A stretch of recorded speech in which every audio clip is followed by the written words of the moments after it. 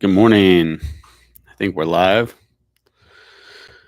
Yaakov Young, Shabbat Shalom from Jack and Hannah and kiddos. Shabbat Shalom. Shabbat Shalom, all of you guys. Thanks for being here.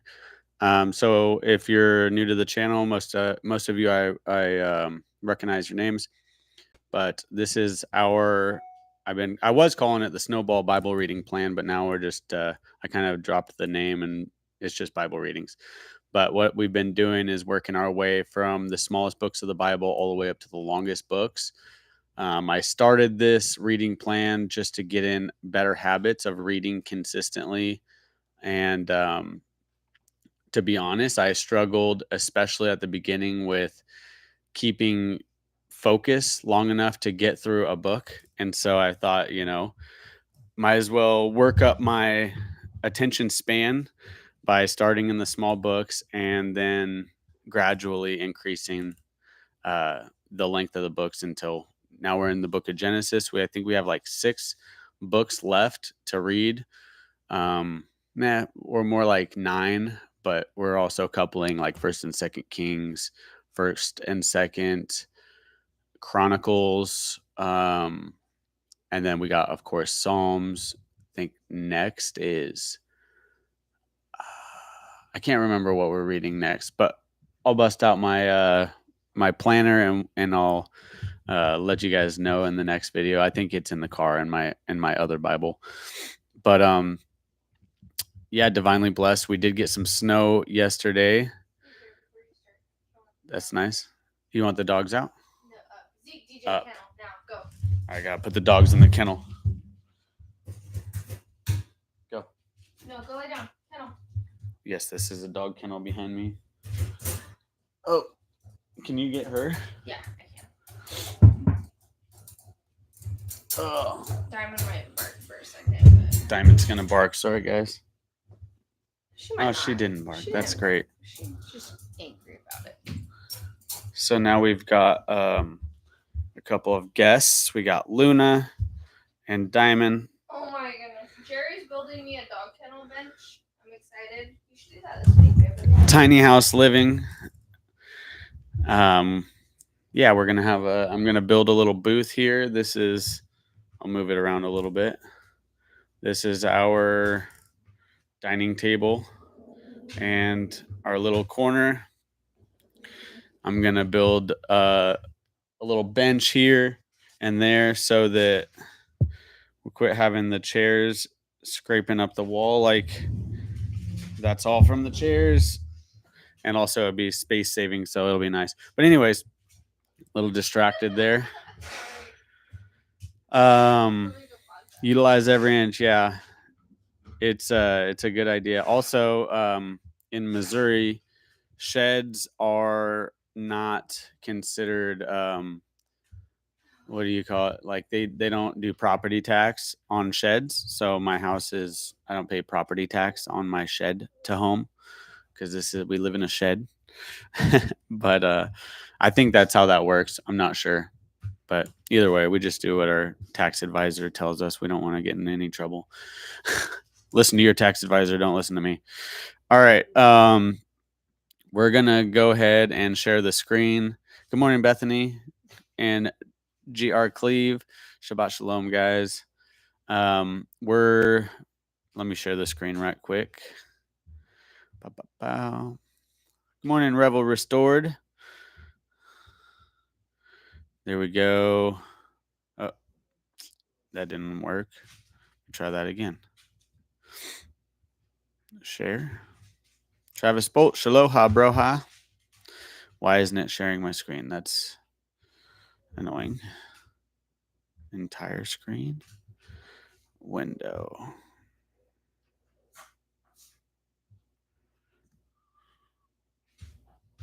That's weird.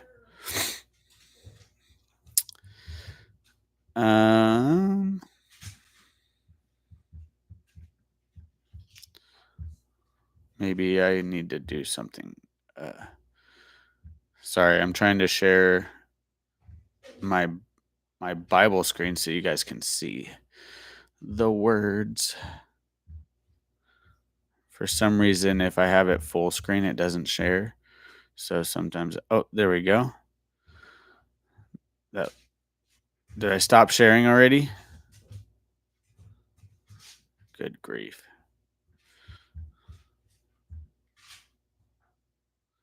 Okay. Am I messing it up, you guys? Okay. I'm trying, Richard. I'm trying. We're gonna get there. Thanks for your patience. All right. As long as that's working, I'm not gonna move off this screen because for some reason that's messing me up. Okay.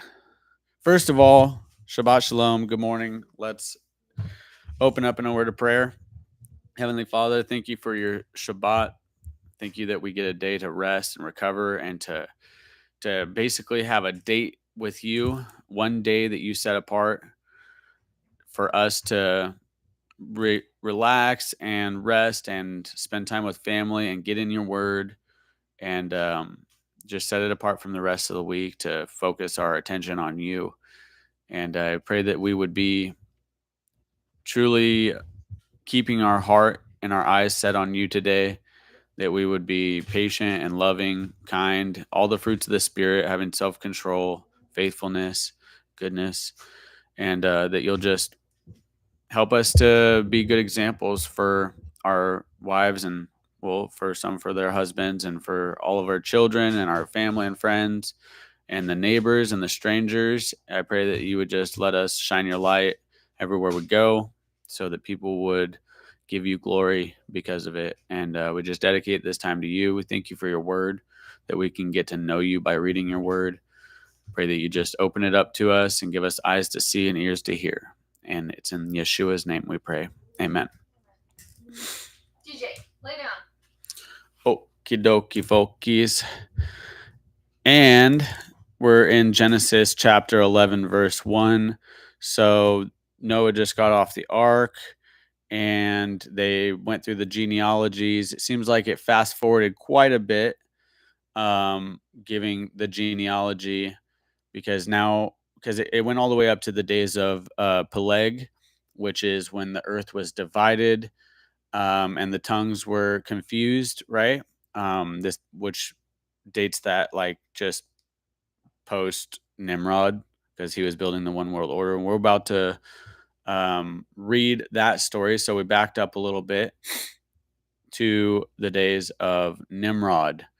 Now, if you didn't follow along up to this point, go back and listen to the last live stream or the last couple where we started the book of Genesis. It all comes together. But here we go. Chapter 11, verse 1. And all the earth had one language and one speech. And it came to be as they set out from the east that they found the plain and the land of Shinar, and they dwelt there. And they said to each other, come, let us make bricks and bake them thoroughly. And they had brick for stone, and they had asphalt for mortar. And they said, come, let us build ourselves a city and a tower whose top is in the heavens, and make a name for ourselves, lest we be scattered over all the face of the earth. So they kind of foresaw this coming. They're like, hey, in case this happens, let us make a name for ourselves. Interestingly enough, they certainly did that because all the different nations around the world still have one, their false gods in common. And maybe we'll do another video on that later, but there's already a lot of great videos and studies on that, but check it out. Most of the gods that these countries worship that are not the God of Abraham, Isaac, and Jacob are tied together, as well as Greek mythology, all these things. Why do they make us learn that stuff in school? Because they certainly have made a name for themselves. Let's go on. Verse 5. And Yahweh came down to see the city and the tower which the sons of men had built. And Yahweh said, look, they are one people and they all have one language. And this is what they begin to do. And now they are not going to be withheld from doing whatever they plan to do. Come, let us go there and confuse their language, so that they do not understand one another's speech. And Yahweh scattered them from there over the face of all the earth, and they left off building the city.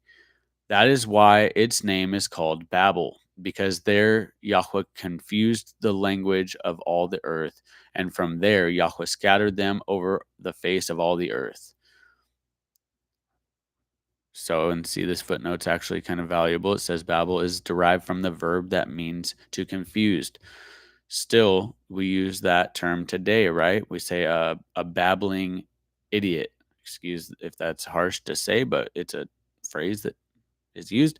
But it's where you speak in nonsense, you're babbling, and I'll quit doing that. Verse 10. This is the genealogy of Shem. Shem was 100 years old and brought forth Arphaxad 2 years after the flood. And after he brought forth Arphaxad, Shem lived 500 years and brought forth sons and daughters. And Arphaxad lived 35 years and brought forth Shelah. And after he brought forth Shelah, Arphaxad lived 403 years and brought forth sons and daughters. And Shelah lived 30 years and brought forth Eber. And after he brought forth Eber, Shelah lived 403 years and brought forth sons and daughters. And Eber lived 34 years and brought forth Peleg. And after he brought forth Peleg, Eber lived 430 years and brought forth sons and daughters. And Peleg lived 30 years and brought forth Reu. And after he brought forth Reu, Peleg lived 209 years and brought forth sons and daughters. And Reu lived 32 years and brought forth Serug. And after he brought forth Serug, Reu lived 207 years and brought forth sons and daughters. And Serug lived 30 years and brought forth Nahor. And after he brought forth Nahor, Serug lived 200 years and brought forth sons and daughters. And Nahor lived 29 years and brought forth Terah. And after he brought forth Terah, Nahor lived 119 years and brought forth sons and daughters. And Terah lived 70 years and brought forth Abram, Nahor, and Haran. Excuse me. And this is the genealogy of Terah. Terah brought forth Abraham, Nahor, and Haran, and Haran brought forth Lot. Now, you read more about this Terah character, the father of Abraham, currently being called Abram, in the Apocalypse of Abraham. Now, I'm not endorsing nor rejecting that book at this point, but I have read it and it is very interesting, and we will end up reading that book on this channel. But it does give us more information there. And verse 28, and Haran died before his father Terah in the land of his birth, in Kasdim. And Abram and Nahor took wives. The name of Abram's wife was Sarai, and the name of Nahor's wife Milcah, the daughter of Haran, the father of Milcah, and the father of Yiscah. And Sarai was barren, she had no child. And Terah took his son Abram and his grandson Lot, son of Haran, and his daughter-in-law Sarai, his son Abram's wife, and went out from them to Kasdim, to go to the land of Canaan. And they came to Haran to dwell there, and dwelt there. And the days of Terah came to be 205 years, and Terah died in Haran. And Yahweh said to Abram, go yourself out to the land from your relatives and from your father's house, to the land which I show you. And I shall make you a great nation, and bless you, and make your name great, and you shall be a blessing. And I shall bless those who bless you, and curse him who curses you. And in you all the clans of the earth shall be blessed. So Abram left as Yahweh had commanded him, and Lot went with him, and Abraham was 75 years old when he went out from Haran. And Abraham took Sarai his wife, and Lot his brother's son, and all his possessions that they had gathered, and the beings whom they had acquired in Haran, and they set out for the land of Canaan. And they came to the land of Canaan, and Abraham Abram passed through the land to the place of Shechem, as far as the terebinth tree of Moreh. At the time the Canaanites were in the land. And Yahweh appeared to Abram and said, "To your seed I give this land." And he built there a slaughter place to Yahweh, who had appeared to him. Okay, real quick, I want you to think of something, okay? The Torah was given to Moses. Moses was a Levite. Abraham, Isaac, Jacob. Jacob begat Levi, okay? And then from Levi came Moses generations later. But here we have Abraham building a slaughter place to Yahweh. And when Noah got off the ark, he gave offerings to Yahweh as well. I submit that these people knew the commands of the Most High. There was already laws in place. There was already protocols for offerings in place before Moses. There has to be, or else, and there's a lot of other examples, even back to Cain and Abel. But we'll keep on reading. And he, Abram, built a slaughter place to Yahweh, who had appeared to him. And from there he moved to the mountain east of Bethel, and he pitched his tent, with Bethel on the west and Ai on the east. I don't know how to say that, so I'm going to say Ai. And he built there a slaughter place to Yahweh and called on the name of Yahweh. And Abram set out, continuing toward the south, and a scarcity of food came to be in the land. And Abram went down to Mitzrayim to dwell there. That's Egypt. For the scarcity of food was severe in the land. And it came to be, when he was close to entering Mitzrayim, that he said to Sarai his wife, "See, I know that you are a beautiful woman to look at. And it shall be when the Mitzrites see you that they shall say, 'This is his wife,' and they shall kill me, but let you live. Please say you are my sister, so that it shall be well with me for your sake, and my life be spared because of you." And it came to be, when Abram came to Mitzrayim, that the Mitzrites saw the woman, that she was very beautiful. And Pharaoh's officials saw her and praised her before Pharaoh. And the woman was taken to Pharaoh's house, and he treated Abram well for her sake. And he had sheep and cattle and male donkeys and male and female servants and female donkeys and camels. But Yahweh plagued Pharaoh and his house with great plagues because of Sarai, Abram's wife. And Pharaoh called Abram and said, "What is this you have done to me? Why did you not inform me that she was your wife?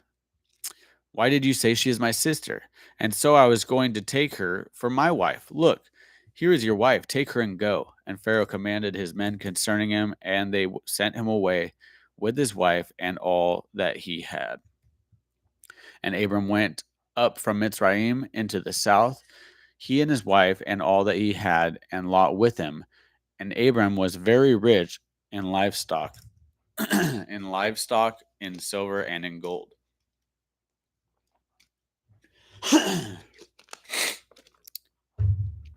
Some of which he acquired from Pharaoh, because they were like, "Look, take all this stuff. We're going to have Sarai." Verse 3, and he went on his journey from the south as far as Bethel, to the place where his tent had been at the beginning, between Bethel and Ai, to the place of the slaughter place which he had made there at first. And there Abram called on the name of Yahweh. Now Lot, who went with Abram, also had flocks and herds and tents. And the land was not able to bear them, that they might dwell together, and their possessions were great, so that they could not dwell together. And there was strife between the herdsmen and Abram's livestock, and the herdsmen of Lot's livestock. And at that time the Canaanites and the Perizzites dwelt in the land. And Abram said to Lot, "Let there be no strife between you and me, and between my herdsmen and your herdsmen, for we are brothers." Is not all the land before you? Please separate from me. If you take the left, then I go to the right. Or if you go to the right, then I go to the left. And Lot lifted his eyes and saw all the plain of the Jordan. Sorry, of the Yarden. That is, that it was well watered everywhere before Yahweh destroyed Sodom and Gomorrah. Now you're going to notice some of these words are different than in the KJV, but just bear with. If you know the stories, it'll click.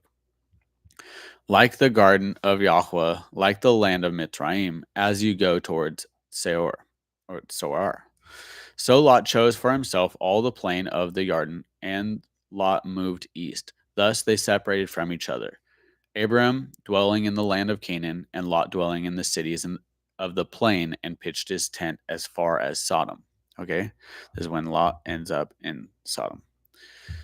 But the men of Sodom, or Sodom, were evil and sinned before Yahweh exceedingly so. And after Lot had separated from him, Yahweh said to Abram, now lift up your eyes and look from the place where you are, northward and southward and eastward and westward. For all the land which you see I shall give to you and your seed forever. And I shall make your seed as the dust of the earth, so that if a man could count the dust of the earth, then your seed also would be counted. Arise, walk in the land through its length and its width, for I give it to you. So Abram moved his tent and went and dwelt by the terebinth trees of Mamre, which are in Hebron, and built a slaughter place there to Yahweh. And it came to be in the days of Amraphel, sovereign of Shinar, Arioch, sovereign of Eleazar, Kedorlaomer,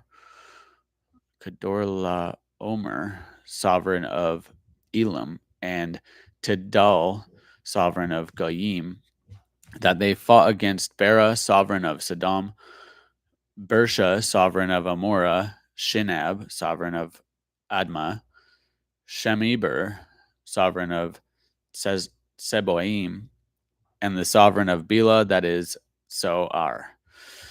All these joined together in the valley of Siddim, that is the Salt Sea. 12 years they served Kedorlaomer.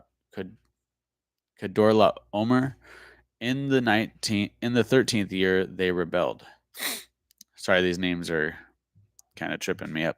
And in the 14th year, Kedorlaomer and the sovereigns that were with him came and struck the Rephaim in Ashtaroth, Coronaim, and Zuzim in Ham, and the Emites in Shawa Kiriathaim, and the Horites in the mountain of Seir, as far as El Paran, which is by the wilderness. And they turned back and came to En Mishpat, that is Kadesh, and struck all the country of the Amalekites, and also the Amorites who dwelt in the Hatzatson Tamar. And the sovereign of Sodom, and the sovereign of Amorah, and the sovereign of Admah, and the sovereign of Seboim, and the sovereign of Bela, that is Soar, went out and joined together in battle in the valley of Siddim against Kedorlaomer, sovereign of Elam, and Tidal, sovereign of Goyim, and Amraphel, sovereign of Shinar, and Arioch, sovereign of Eleazar. 4 sovereigns against 5.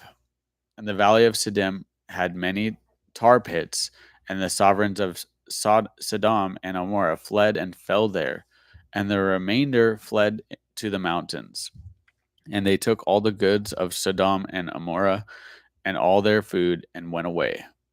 And they took Lot, Abram's brother's son, who dwelt in Sodom, and his goods, and left.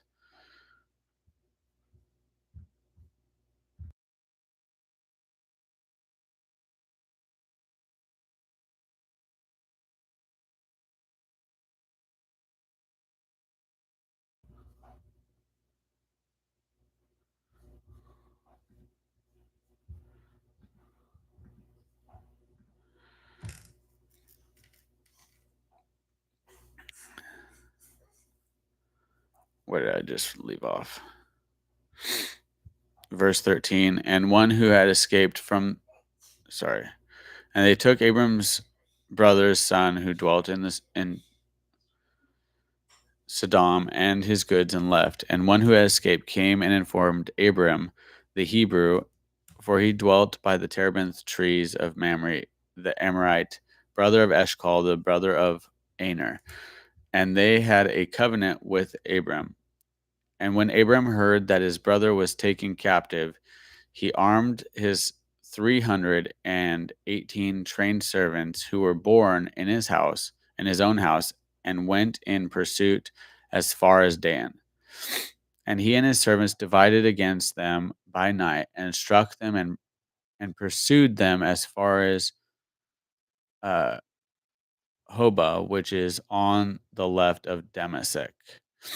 So he brought back all the goods and also brought back his brother Lot and his goods,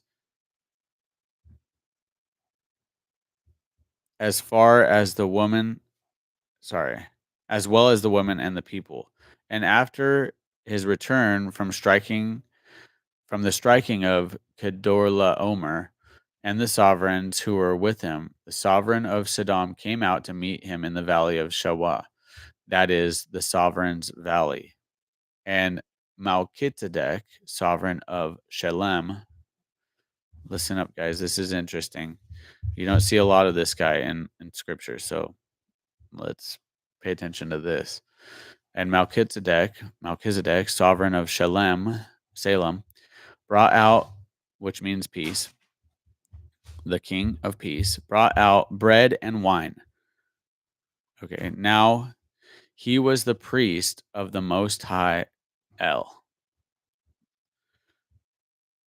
Okay, he was the priest of the Most High El, king of peace, bread and wine. Just saying. And he blessed him and said, Blessed be Abraham of the Most High El, possessor of the heavens and earth. And blessed be the Most High El, who has delivered your enemies into your hand. And he gave him a tenth of all. And the sovereign of Sodom and the sovereign of Sodom said to Abraham, Give me the people and take the goods for yourself. But Abram said to the sovereign of Sodom, I have lifted my hand to Yahweh, the Most High El, the possessor of the heavens and earth, not to take a thread or a sandal strap of or whatever is yours, lest you should say, I have made Abram rich, except only that the young men have eaten, and the portion of the men who went with me, Aner, Eshcol, and Mamre, let them take their portion. Chapter 15. Now, for some reason, man, I'm having an issue with being able to share my screen still. So give me a second. I'm going to try something. Um,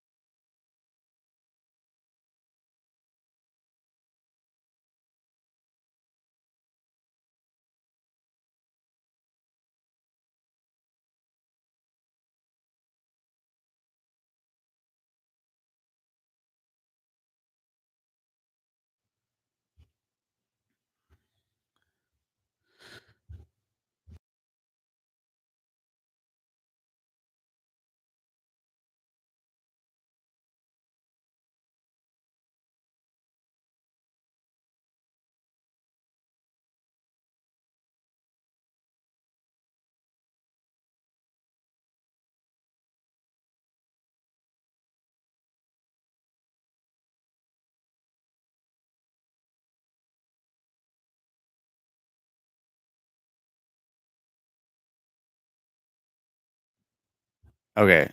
Sorry, I'm trying to figure out what's going on right now. Apparently, it hasn't been showing my screen this whole time, which is a bummer. You guys are just looking at my face instead of the scripture. I don't know why that is, but that's not ideal. Let me see.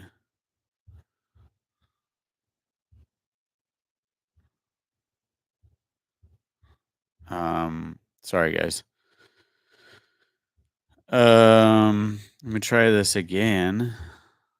Okay, now it's not even giving me the option to share my screen. Okay, I'm gonna try this. Now you can see that I can tell sharing my entire screen. Boom. Okay. Can you see it now? Is it good, Lucia? Well, because when I'm on this, I Yeah, can't. it's on there. Okay.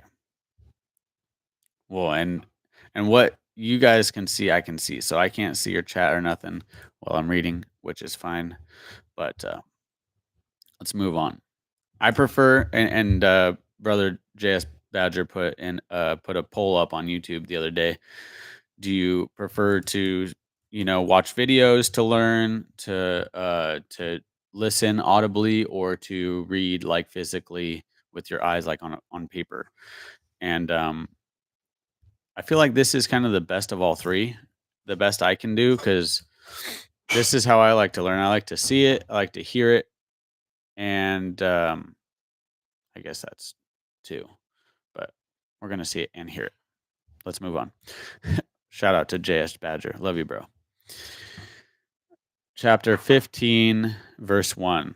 And after these events, the word of Yahweh came to Abram in a vision, saying, Do not be afraid, Abram.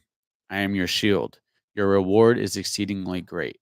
And Abram said, Master Yahweh, what would you give me, seeing I go childless? And the heir of my house is Eleazar of Damascus. And Abram said, See, you have given me no seed, and see, one born in my house is my heir.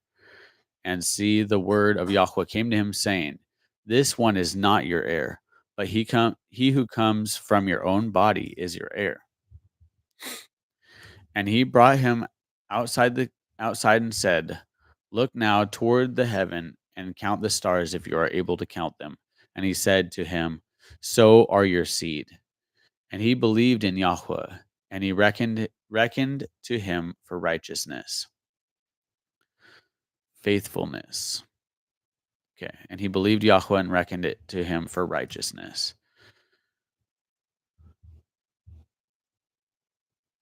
And he said to him, I am Yahweh who brought you out of Ur-Kasdim to give you this land to inherit it. And he said, Master Yahweh, whereby do I know that I possess it? And he said to him, Bring me a 3-year-old heifer and a 3-year-old female goat and a 3-year-old ram and a turtle dove and a young pigeon. And he took all these to him and cut them in the middle and placed each half opposite the other. And he did not cut the birds. And the birds of prey came down on the carcasses, and Abram drove them away. And it came to be when the sun was going down, and a deep sleep fell upon Abram, at that sea, a frightening great darkness fell upon him. And he said to Abram, Know for certain that your seed are to be sojourners in a land that is not theirs, and shall serve them, and they shall afflict them 400 years. What's that? That's in Egypt, right? But the nation whom they serve I am going to judge, and afterward let them come out with great possessions. Okay, this is definitely speaking of the Exodus. Now, as for you, you are to go to your fathers in peace, and you are to be buried in a good old age. Then, in the 4th generation, they shall return here, for the crookedness of the Amorites is not yet complete. And it came to be, when the sun went down and it was dark, that see, a smoking oven and a burning torch passing between those pieces. And on the same day, Yahweh made a covenant with Abram, saying, I have given this land to your seed, and the river of Mitzrayim to the great river, the river Euphrates.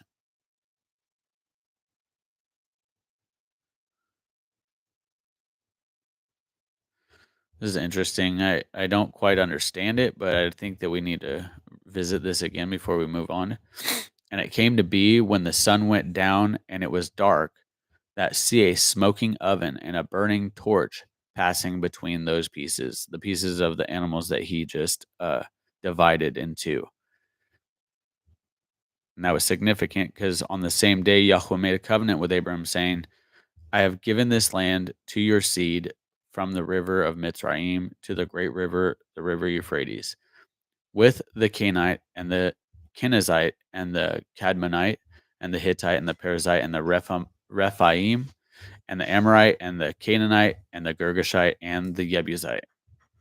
And Sarai, Abraham's wife, had borne him no child, and she had a Mitzrayan woman, an Egyptian woman servant whose name was Hagar. And Sarai said to Abraham, see, Yahweh has kept me from bearing children. Please go into my female servant. It it might be that I am built up by her. And Abram listened to the voice of Sarai. Just a note, this was not Abram's idea, but yes, he did take Hagar, his wife's handmaiden, her servant, and gave her a child.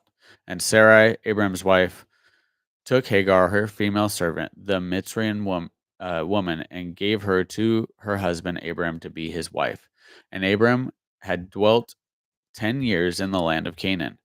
And he went in to Hagar, and she conceived.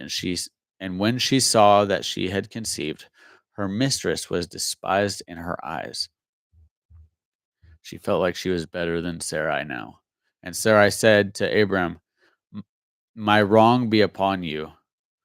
I gave my female servant into your bosom, and when she saw that she had conceived, I was despised in her eyes. Let Yahweh judge between you and me.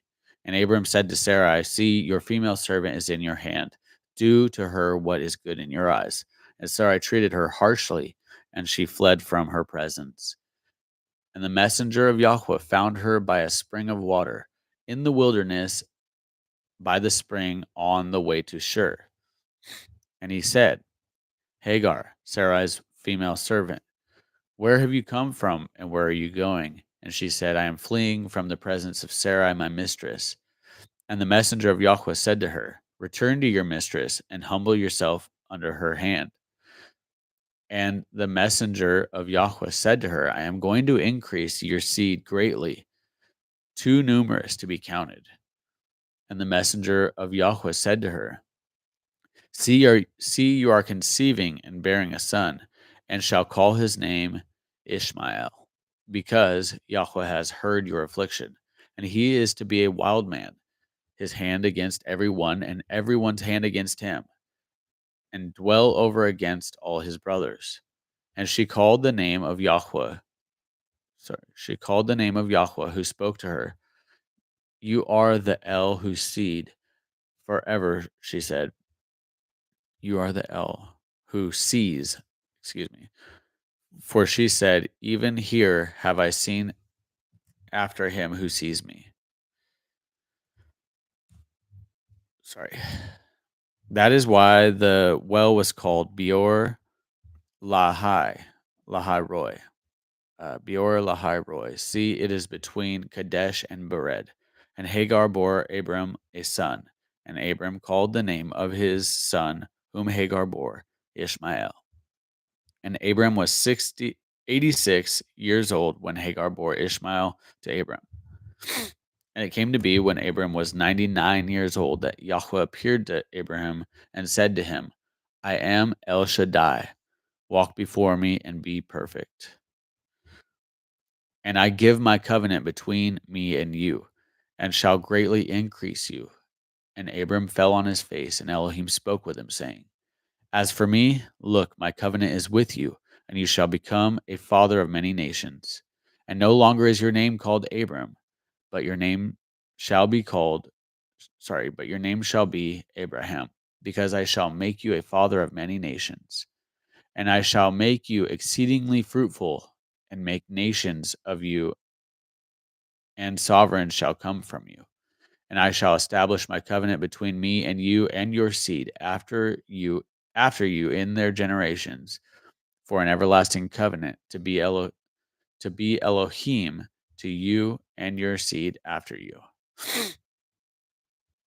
And I shall give you and your seed after you the land of your sojournings, all the land of Canaan as an everlasting possession, and I shall be their Elohim. And Elohim said to Abraham, as for you, guard my covenant, you and your seed after you, throughout your generations. This is my covenant, which you guard between me and you, and your seed after you. Every male child among you is to be circumcised, and you shall circumcise the flesh of your foreskin, and it shall become a sign of the covenant between me and you. And a son of 8 days is circumcised by you, every male child in your generations, he who is born in your house or bought with silver from any foreigner who is not of your seed. He who is born in your house and he who is bought with your silver has to be circumcised.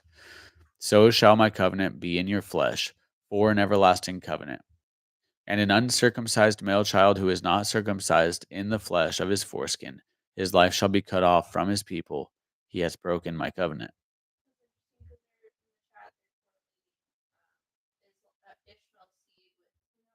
With Islam? Yeah, and Hamas and all that. But what's interesting is Ishmael wasn't circumcised. You know what I mean? He would have been keeping those ways, wouldn't he? If he was Abraham's seed, wouldn't he have known? Abraham would have circumcised Ishmael, I'm sure. Yeah, wouldn't he have known the father's law? But we are speculating. I don't know for sure. I would say because Abraham was faithful and Ishmael was his son, that he would have kept that commandment. So, but I do want to mention also, circumcision is one of the things that led me to reading the front of my Bible originally. Um, and just interestingly enough, when we were getting ready to have our first son, Levi, we were like, should we get him circumcised or not? I don't know. I don't want to do it just because it's a tradition, blah, blah. I don't want to do it if we don't, if we should, we want to. If we shouldn't, we don't want to. So we were looking at all the pros and cons scientifically, biblically, all that stuff. And what we found out, and all that kind of stuff is going to be obviously up to you guys. I like to do just whatever's in the book. If I can do it, I do it. Okay. So that's us and our family. That's what we do. But interestingly enough, they shoot our children up with vitamin K before circumcision. Like at birth, they're like, hey, we got to give them a vitamin K shot because it helps the blood clot and it stops the bleeding so that when we circumcise the child, they don't bleed too much. Well, interestingly, a male child on the 8th day will produce 800 times the amount of vitamin K naturally in their body on the 8th day only. Never again, never before 8 days, or never after 8 days will they ever have that kind of increase in vitamin K levels in their body. So on the 8th day, we have like this incredible, like it's supernatural. But it's scientific. You can look this up. Male children produce 800 times the amount of vitamin K on the 8th day of their life. So we are prepared to receive circumcision by the grace of the Most High. He allows our vitamin K levels to spike on the 8th day. Interesting. Look that up for yourself, but we'll keep on reading. So, but anyways, and Elohim said to Abraham, as for Sarai, your wife, do not call her name Sarai, for Sarah is her name.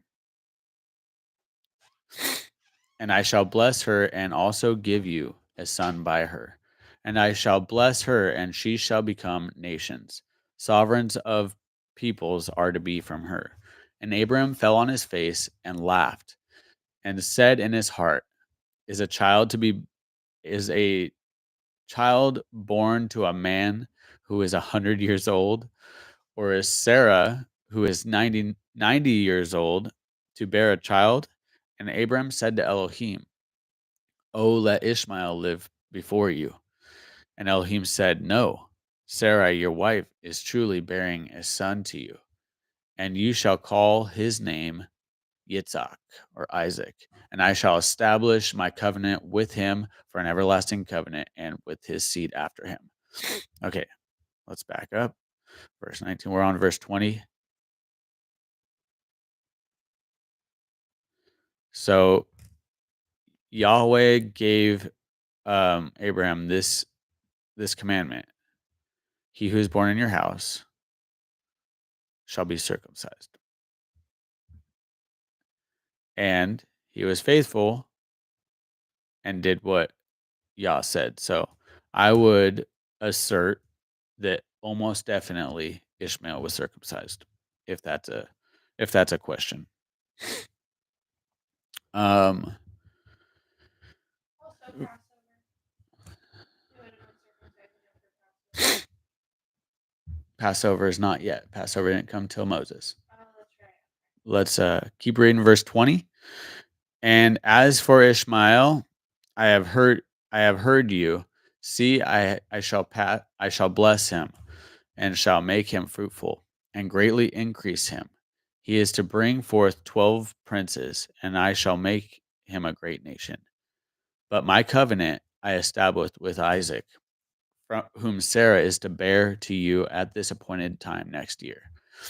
And when he had ended speaking with him, Elohim went up from Abraham. And Abraham took Ishmael his son, and all those born in his house, and all those bought with silver, every male among the men of Abraham's house, and circumcised the flesh of their foreskin that same day as Elohim told him. So if we would have just kept reading, we would have been able to definitively state that yes, Ishmael was in fact circumcised. We'll put that to rest now, okay? Sorry. And Abraham was 99 years old when he was circumcised in the flesh of his foreskin. And Ishmael, his son, was 13 years old when he was circumcised in the flesh of his foreskin. Abraham and his son Ishmael were circumcised that same day. Abundantly clear. And all the men of his house, born in the house or bought with silver from a foreigner, were circumcised with him. And Yahweh appeared to him by the terebinth tree of Mamre, while he was sitting in the tent door in the heat of the day. And he lifted his eyes and looked, and saw 3 men standing opposite him. And when he saw them, he ran from the tent door to meet them, and bowed himself to the ground. Now, we're not going to speculate at who these men were, but we're just going to read exactly what it says, and you guys can draw your own conclusions. You guys can talk about it in the chat too. Feel free. That's iron sharpens iron. Get after it. and said, Yahweh, if I have found favor in your eyes, please do not pass your servant by. Please let a little water be brought, and wash your feet, and rest yourselves under the tree. And let me bring a piece of bread and refresh your hearts, and then go on, for this is why you have come to your servant. And they said, Do as you have said. So Abraham ran into the tent to Sarah and said, Hurry, make ready 3 measures of fine flour, knead it, and make cakes. And Abraham ran to the herd, took a tender and good calf, gave it to a young man, and he hurried to prepare it. And he took curds and milk, and the calf which he had prepared, and set it before them. And he stood by them under the tree as they ate. And they said to him, Where is Sarah, your wife? And he said, See, in the tent. And he said, I shall certainly return to you according to the time of life. And see, Sarah, your wife, is to have a son. And Sarah was listening in the tent door which was behind them. Now Abraham and Sarah were old, well advanced in age, and Sarah was past the way of women. She was older than women naturally would have been giving birth at that time, or any time since then. And Sarah laughed within herself, saying, After I have grown old, shall I have pleasure, my master being old too? And Yahweh said to Abraham, Why did Sarah laugh, saying, Shall I truly have a child, since I am old? Is any matter too hard for Yahweh? At the appointed time, I am going to return to you according to the time of life. And Sarah is to have a son. But Sarah denied it, saying, I did not laugh, for she was afraid. And he said, No, but you did laugh. And the men rose up from there and looked towards Sodom. And Abram went with them to send them away. And Yahweh said, Shall I hide from Abraham what I am doing? And since Abraham is certainly going to become a great and mighty nation, and all the nations of the earth shall be blessed in him, for I have known him, so that he commands his children and his household after him to guard the way of Yahweh, to do righteousness and right ruling, so that Yahweh brings to Abraham what he has spoken to him. And Yahweh said, because the outcry against Sodom and Gomorrah is great, and because their sin is very heavy, I am going down now to see whether they have done altogether according to the outcry against it that has come to me, and if not, I know. So the men turned away from there and went toward Sodom, and Yahweh still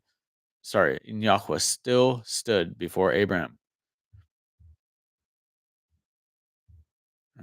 What does that say, you guys? I don't know. And I mean, that's controversial, but this is what we're reading. And we could get into translations on this too, but I want you guys to chat about it. I want to keep reading. And Abraham drew near and said, Would you also destroy the righteous with the wrong? Suppose there were 50 righteous within the city. Would you also destroy the place and not spare it for the 50 righteous that are in it? Far be it from you to act in this way, to slay the righteous with the wrong, so that the righteous should be as the wrong. Far be it from you. Does the judge of all the earth not do right? And Yahweh said, If I find in Sodom 50 righteous within the city, then I shall spare all the place for their sakes. And Abram answered and said, Look, please, I who am but dust and ashes have taken it upon myself to speak to Yahweh. Suppose there were 5 less than the 50 righteous. Would you destroy all the city for lack of 5? And he said, If I find there 45, I do not destroy it. And he spoke to him yet again and said, Suppose there be found 40. And he said, I would not do it for the sake of 40. And he said, Let not Yahweh be displeased, and let me speak. Suppose there are found 30. And he said, I would not do it if I find 30 there. And he said, Look, please, I have taken it upon myself to speak to Yahweh. Suppose there were found 20. And he said, I would not destroy it for the sake of 20. And he said, Let not Yahweh be displeased, and let me speak only this time. Suppose there were found 10. And he said, I would not destroy it for the sake of 10. Then Yahweh went away as soon as he had ended speaking to Abraham, and Abraham returned to his place. And the 2 messengers came to Sodom in the evening, and Lot was sitting in the gate of Sodom. And when Lot saw them, he rose up to meet them, and he bowed himself with his face toward the ground. And he said, Look, please, my masters, please turn into your servant's house and spend the night, and wash your feet and rise early and go your way. And they said, No, but let us spend the night in the open square. But he urged them strongly, and they turned to him and came into his house. And he made them a feast and baked unleavened bread, and they ate. Before they lay down, the men of the city, the men of Sodom, both old and young, all the people from every part surrounded the house. And they called to Lot and said to him, Where are the men who came to you tonight? Bring them out to us and let us know them. That's the same know that Adam knew Eve, and they bare children, just so you know that. Let us know them. They don't want to introduce themselves. Okay. Verse 6. So Lot went out to them through the doorway and shut the door behind him and said, Please, my brothers, do not do evil. Look, please, I have 2 daughters who have not known a man. Please let me bring them out to you to do to them as you wish. Only do no deed to these men, because they have come under the shadow of my roof." But they said, "Stand back." And they said, "This one came into sojourn, and should he always judge? Now we are going to treat you worse than them." So they pressed hard against the man Lot and came near to break the door. But the men reached out their hand and pulled Lot into the house with them to shut the door. And they struck the men who were at the door of the house with blindness, both small and great, and wearied themselves to find the door. And the men said to Lot, "Have you anyone else in here? A son-in-law, and your sons and your daughters, and whomever you have in the city, bring them out of this place. For we are going to destroy this place, because the cry against them has grown great before the face of Yahweh, and Yahweh sent us to destroy it." And Lot went out and spoke to his sons-in-law, who had married his daughters, and said, "Get up, get out of this place, for Yahweh is going to destroy this city." But his sons-in-law, to his sons-in-law, he seemed to be as one joking. And when morning dawned, the messengers urged Lot to hurry, saying, "Get up, take your wife and your 2 daughters who are here, lest you be consumed in the punishment of the city." And while he loitered, the men took hold of his hand and his wife's hand and the hands of his 2 daughters, Yahweh having compassion on him, and they brought him out and set him outside the city. And it came to be, when they had brought them outside, that he said, "Escape for your life. Do not look behind you, nor stay anywhere in the plain." Oops.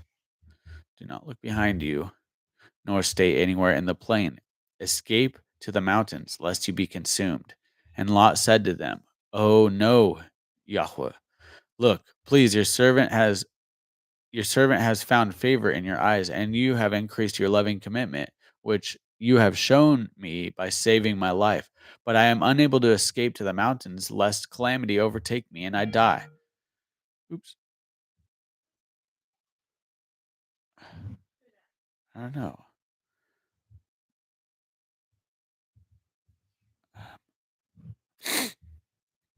Verse 20, sorry.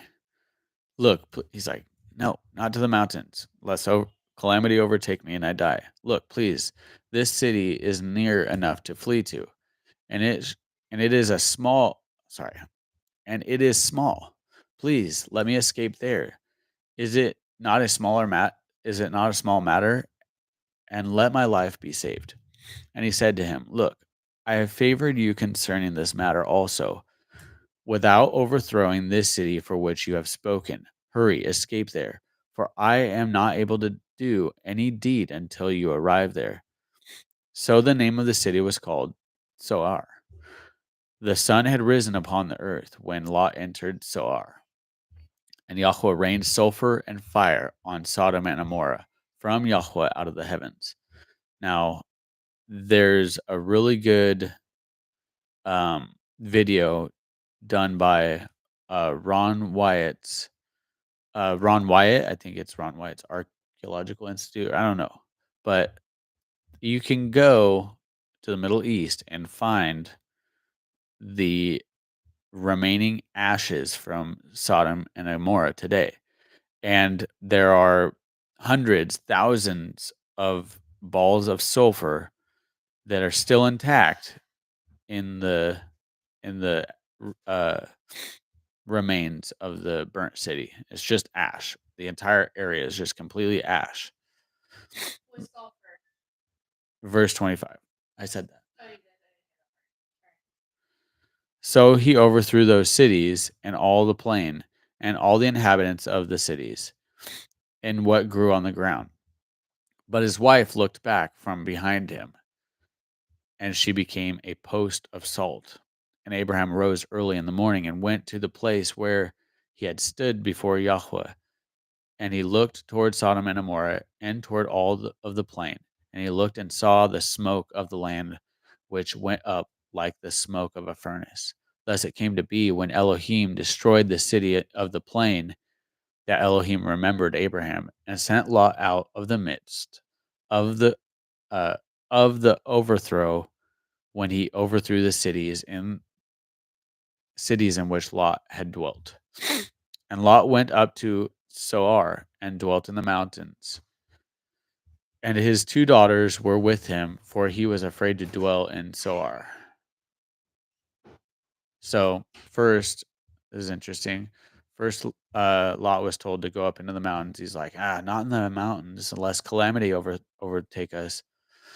But now Lot just fled from the little town that he was allowed to go to. Lot went up out of Zoar and dwelt in the mountains. So he's like, yeah, maybe we're better off in the mountains. And his 2 daughters were with him, and he was afraid to dwell in Zoar. And he and his 2 daughters dwelt in a cave. And the firstborn said to the younger, our father is old, and there is no man on the earth to come into us, as is the way of all the earth. Okay, so they seen this destruction was so great before their eyes that they assumed that the whole earth had just been destroyed. All of mankind. Our father's the only man left. Come, let us make our father drink wine and lie with him, so that we preserve the seed of our father. So they made their father drink wine that night, and the firstborn went in and lay with her father, and he was not aware of it when she lay down or when she arose. And it came to be on the next day that the firstborn said to the younger, see, I lay with my father last night. Let us make him drink wine tonight as well. And you go in and lie with him, so that we keep the seed of our father. So they made their father drink wine that night as well, and the younger arose and lay with him. And he was not aware of it when she lay down or when she arose. That is some strong wine, folks. I'm just saying.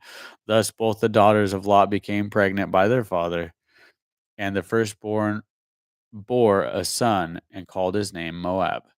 She is the father of the Moabites to this day. Not good guys, okay?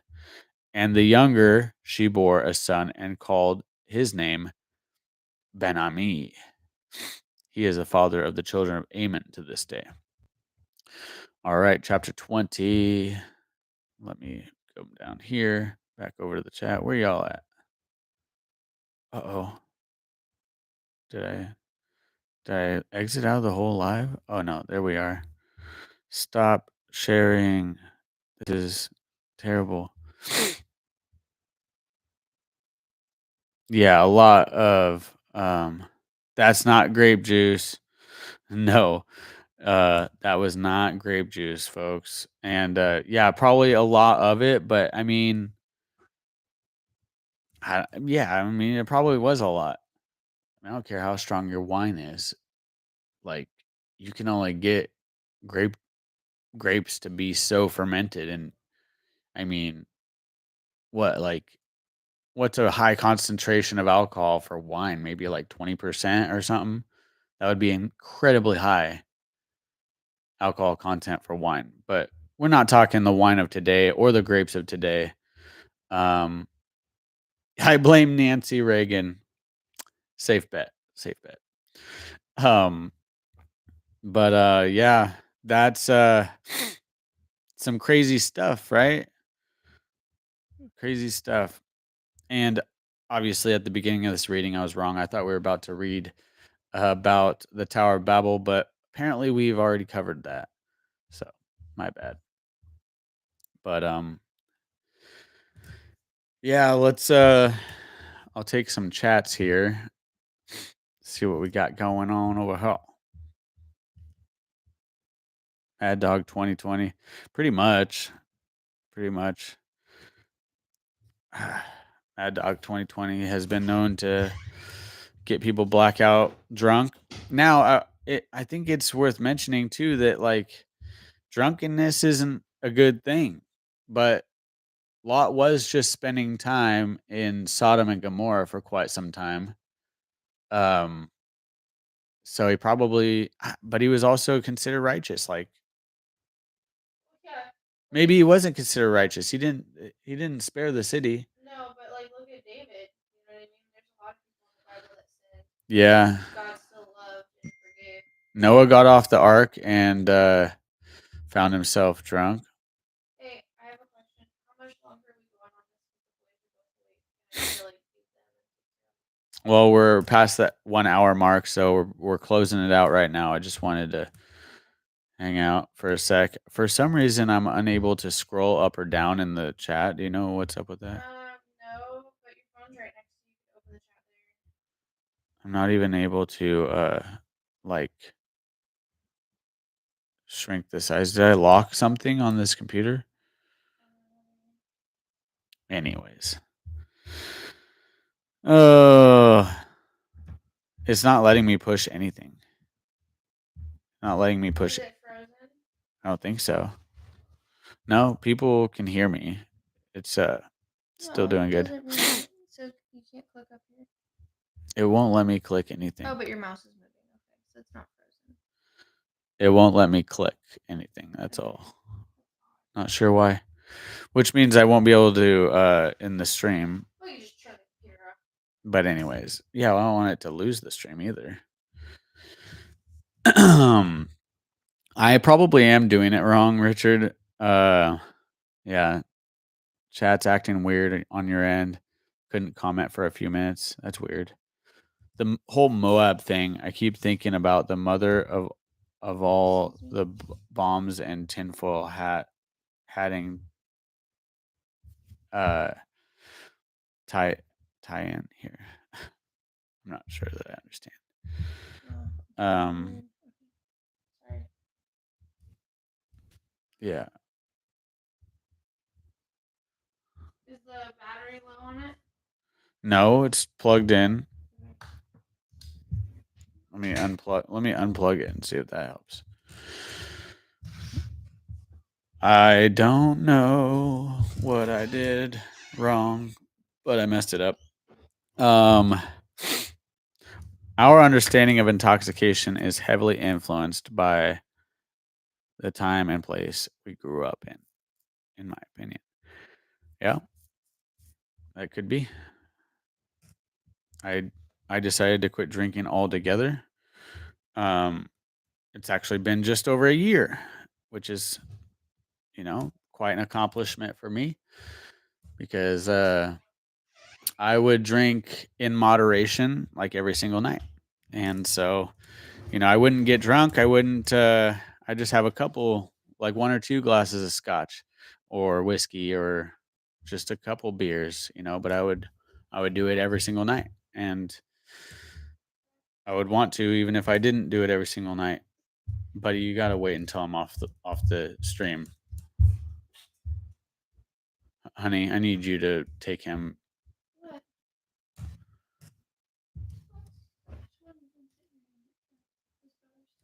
Okay. Well, I love you guys. I don't know how to exit out of here because I'm stuck on the computer. I'm not able to click anything. So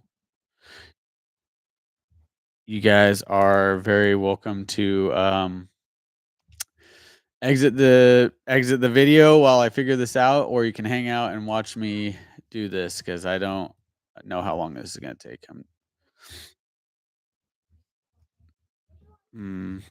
Oh, I got an emoji to post. It let me click. It let me click, but it won't let me enter it. Huh. Control Alt Delete. Yeah, that usually works on everything. Not sure. Shabbat Shalom, you guys. Share this video with somebody that you'd like to join us for these Bible readings.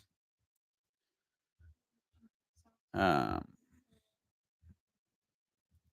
right. Escape.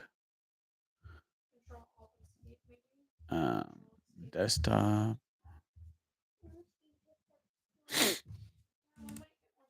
Interesting. Caps lock. Turn caps lock on, off, shift. tab.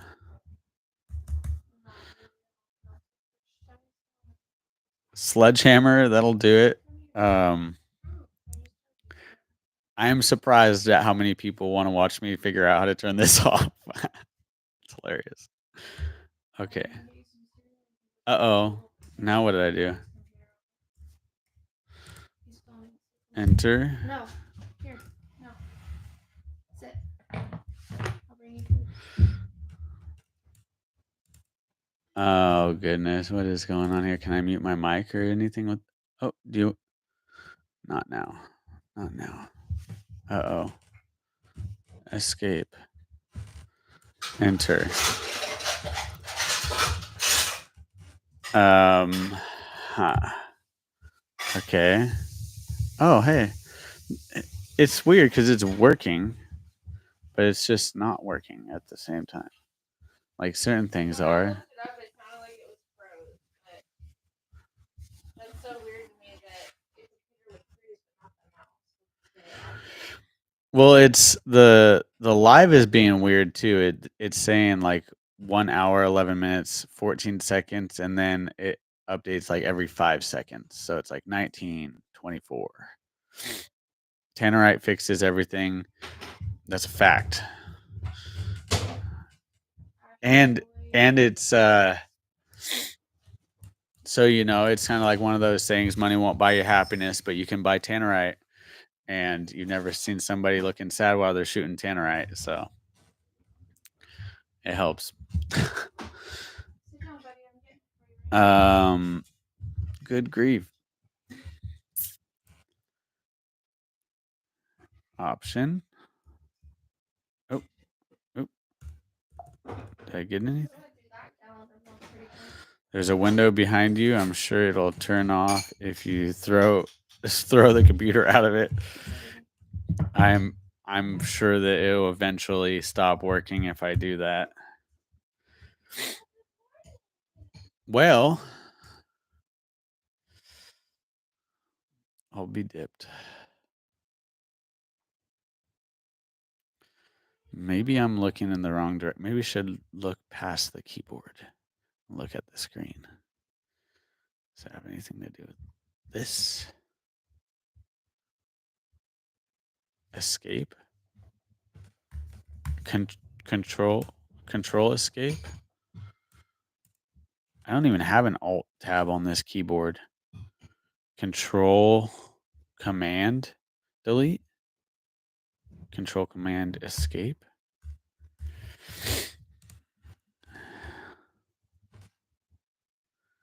Amen, JS Genesis.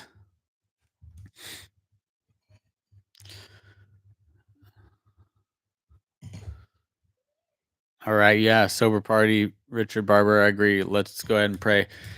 Heavenly Father, thank you for this time. And thank you that the computer didn't shut off, because now we have the opportunity to pray together before we depart. Father, I just pray that you bless this day and truly let us set it apart for you, Father. Let us sanctify it to you this time where we get to spend together. I pray that it was edifying. Pray that people were able to be edified by your word today, of course. And also, while I got people to join with me in prayer, I pray that you help me figure out how to turn this computer off, because it's clearly beyond my measure of ability at this point. But yeah, I just pray that you bless each of these people in the chat and their husband or wife and their children, their families. I pray that you would just use them to do your work, to be a workman in your field, being about your business. Wherever it is that you've placed them, I pray that they would just be effective in showing your love to those around them. It's by our fruits that they will know us. And I pray that each of us would express good fruit in our lives, and that we would stay humble and not let pride creep in. I know that a lot of us, Father, as we start growing in a relationship with you, you start to show us more of your word, and we start to know you better. And some people, unfortunately, myself included, at times can subtly become prideful about it and not even, I mean, it's deception. It's deceptive. It's not intentional. But I pray that you would just like make us aware of that so that we could stay humble and just always point all the glory back to you, Father, and not become haughty or look down on those who aren't where we are right now. Uh, let us have grace and mercy on those who haven't seen what we see right now in Torah or the feast days, or just let us be kind and by your love lead people into a relationship with you, Father. Yeah, and just help me turn this computer off now. In the name of Yeshua, love you guys. Love you, Father. Amen. All right, let's see if it works. We're still here. That's so good. That's all right. That's all right. It's not over. It's not over. Look, we got more people on here than I had when I was reading. This is amazing. It's amazing. Wow. Everybody wants to stop to watch the train wreck. Mm-hmm.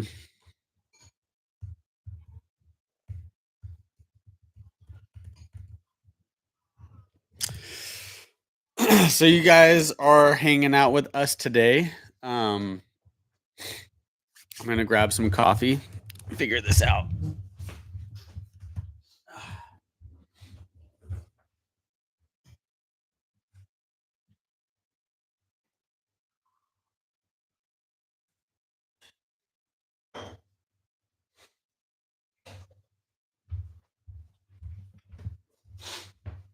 Press and hold the command option and then the switch key simultaneously. Didn't mean to advertise for Camel. This was my grandpa's coffee mug, and then my uncle inherited it from him, and then my uncle passed, and now it's my mug. It is a thick diner mug, and I love it, even though it's Camel. A day in the life of Jerry and Lucia. Can you click on anything at all? Yeah, for some reason it'll look like this tab right here lets me find emojis. Can you go to the Apple menu up here? Oh, that one's not working anymore either. Oh, now it is. Will it let you, honey? Will it let you click the apple up there? The apple? Yep, the apple. No, I won't. And if you, I want to try some things real quick. Okay.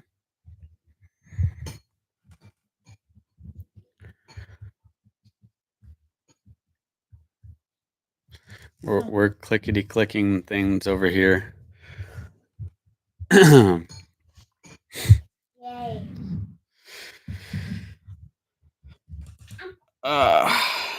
The Jerry Truman Show, pretty much. Good thing that we don't use this channel to try to look cool for people, because this is pretty much real stuff here.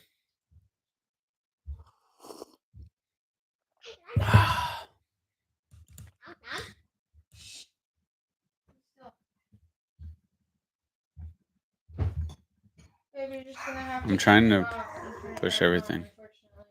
You think so? Yeah, I'm looking everything. Just gonna have to shut the computer and yeah, I tried everything. see if it works.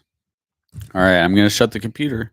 Control Alt Command Escape, and I've tried that. Control. There's no Alt. This is a Mac. Control Alt Command Escape. I know that, Jerry. Now he's got his back target. So fast. Was that his head? Yeah. He's learning how to crawl. He's like getting up on all fours now, but his head is really heavy, so he just kind of like boom every once in a while. But he's extremely durable. Okay, I'm gonna shut the computer real quick. Yeah, it says to restart your Mac. What did you say, Palmetto? I got that little heart thing down there in the corner. Are you Just hold the power button. Is this the power button right here? I hope I don't lose this live. Are you using Chrome? Yeah. That's probably the problem. Really? Because when I was trying to log into our Shopify yesterday, it kept like having all kinds of issues, and then once I logged in with Safari, I had no issues. So it's the app. It's the app Chrome app. I don't like Safari. Okay, Okay. I'm gonna shut the computer, and if I see you guys when I open it, then that's what'll happen. All right.